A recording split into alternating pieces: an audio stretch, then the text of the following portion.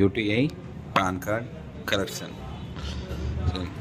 CSC నుంచి UTI login చేసుకున్న తర్వాత మనకి న్యూ పాన్ కార్డ్ తగిన అప్లై ఫర్ చేంజ్లో ఫస్ట్ ఆప్షన్ సెలెక్ట్ చేసుకొని ఫిజికల్ మోడ్ సెలెక్ట్ చేసుకొని పర్మనెంట్ అకౌంట్ నెంబర్ ప్రీవియస్గా ఉన్న పాన్ కార్డ్ నెంబర్ని ఎంటర్ చేసుకోవాలి. Pan card number reenter verification confirmation చేసుకోవాలి. మళ్ళీ pan card double time enter చేసి ఓకే ఎస్ఎన్ సెలెక్ట్ చేసుకొని both physical and pan card ఈ పాన్ కార్డ్ రెండు ఓకే సెలెక్ట్ చేసుకొని నేమ్ మనకు ఏది చేంజ్ అనుకుంటే అది శ్రీమతి సెలెక్ట్ చేసుకొని ప్రీవియస్గా ఉన్న నేమ్ పాన్ కార్డ్ మనకు ఆ నేమ్ కాదనుకుంటే సెలెక్ట్ చేసుకొని మనకు ఏ నేమ్ రావాలో ఆ నేమ్ ఫస్ట్ లాస్ట్ నేమ్ దగ్గర నేమ్ మనకు ఏ నేమ్ అయితే రావాలో ఆ నేమ్ ఫస్ట్ నేమ్ వచ్చేసి సర్ నేమ్ ఇంటి పేరు అనేది మెన్షన్ చేసుకోవాలి.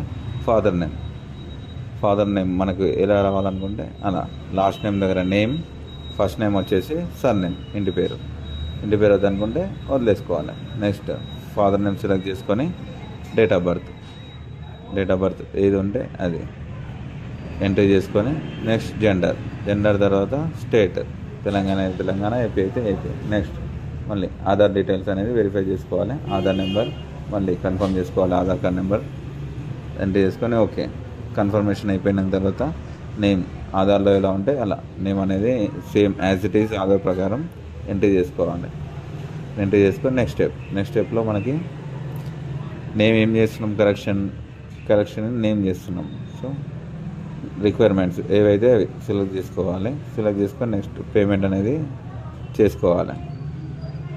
చాలా ఉంటుంది 100 రూపీస్ పేమెంట్ చేసుకున్న తర్వాత మనకైతే నెక్స్ట్ స్టెప్కి మూవ్ అవుతాం.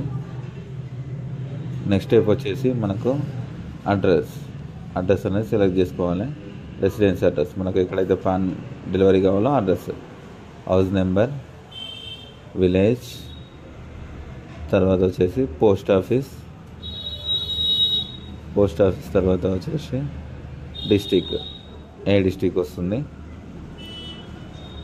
తాలూకా ఏది వస్తుందో అది మనం మెన్షన్ చేసుకోవాలి.